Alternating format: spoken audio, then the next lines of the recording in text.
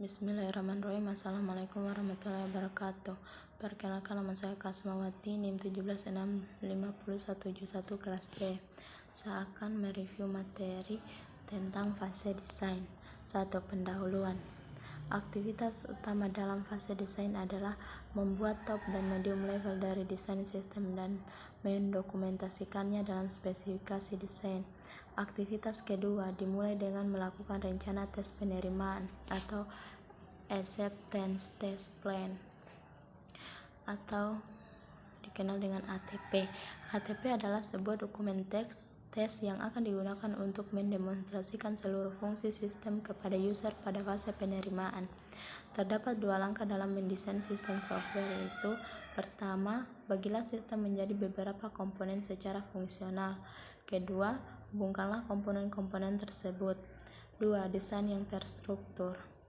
Tujuan utama dari desain yang terstruktur adalah memecah sistem menjadi bagian yang lebih kecil, teratur, dan mudah untuk dibangun. Terdiri dari 2 desain yang terstruktur, yaitu desain top down dan desain bottom up. 3. Pertukaran desain tingkat atas. Umumnya, banyak desain tingkat atas yang dapat mencapai atau memperoleh hasil yang sama dalam sebuah sistem software. Contohnya, desain tingkat atas atau top level hanya salah satu cara untuk memecahkan sistem ABC ke dalam komponen-komponen utama. 4. Desain tingkat menengah atau medium level design. Setelah TLD terpilih, kita harus membagi masing-masing fungsi atau komponen utama menjadi beberapa subfungsi atau komponen. Kita akan lihat bagaimana hal tersebut dilakukan untuk menggabungkan sistem perusahaan. Basket weaving diawali dengan memberi nomor setiap komponen utama pada TLD. 5. Kamus desain. Modul kamus. Dictionary 1 berdasarkan urutan angka sesuai dengan nomor komponen. Berikan nama yang tetap dan penjelasan singkat untuk setiap modul. Dictionary 2 berdasarkan urutan alfabet dengan nama komponen.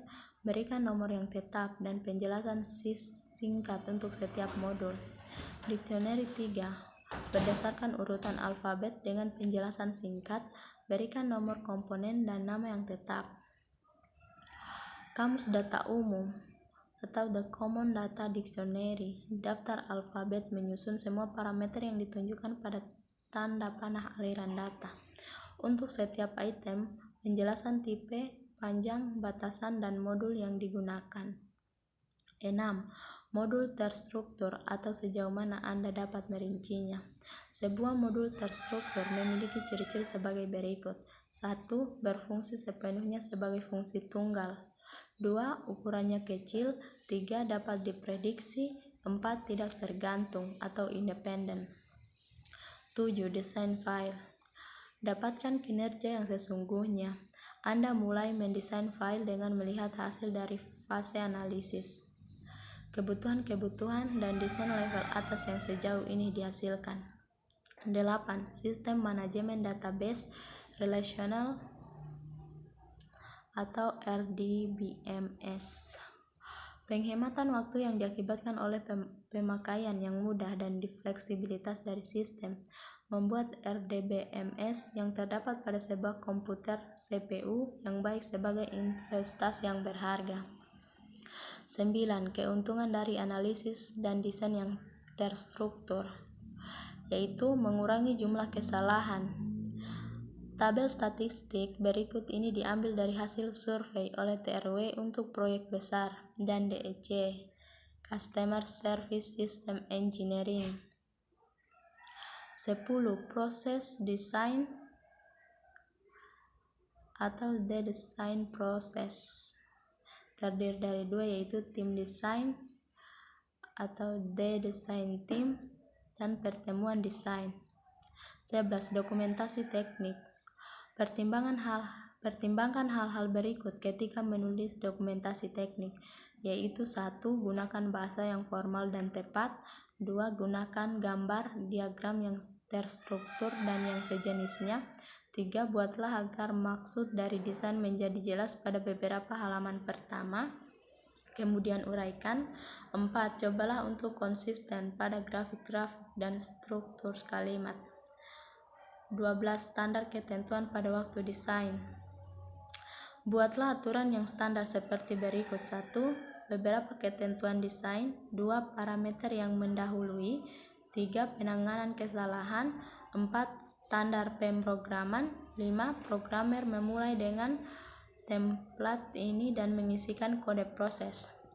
13. Garis besar spesifikasi desain. Spesifikasi desain terdiri atas 1. Judul halaman dan daftar isi. 2. Gambaran umum. 3. Daftar hardware atau software yang akan dipakai. 4. Daftar urutan prioritas desain. 5. Diagram desain dan beberapa modul dictionary yang umum. 6. Beberapa kebiasaan penamaan modul yang umum.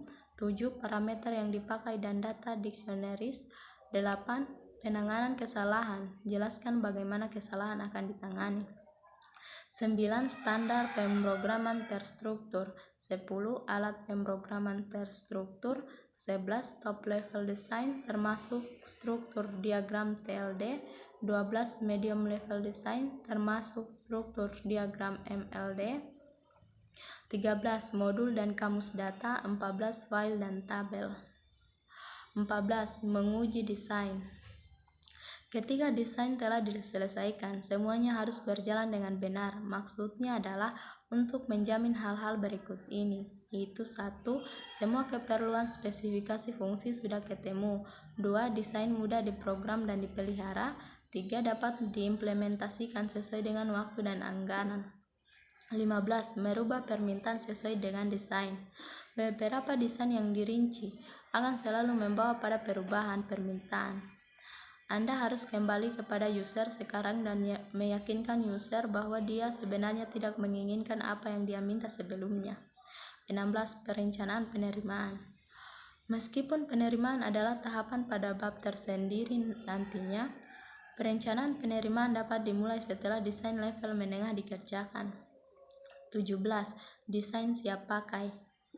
Ketika hendak mengambil keputusan di antara beberapa pendekatan teknis terhadap suatu masalah, lebih mudah mengambil keputusan dengan meminta terhadap pendapat orang lain. Adakah pertemuan dengan beberapa ahli untuk melakukan TLD siap pakai? Tujuan dari pertemuan itu adalah memilih TLD yang terbaik. Itu saja review dari saya. Lebih dan kurangnya mohon dimaafkan. Billahi taufiq wal hidayah. Wassalamualaikum warahmatullahi wabarakatuh.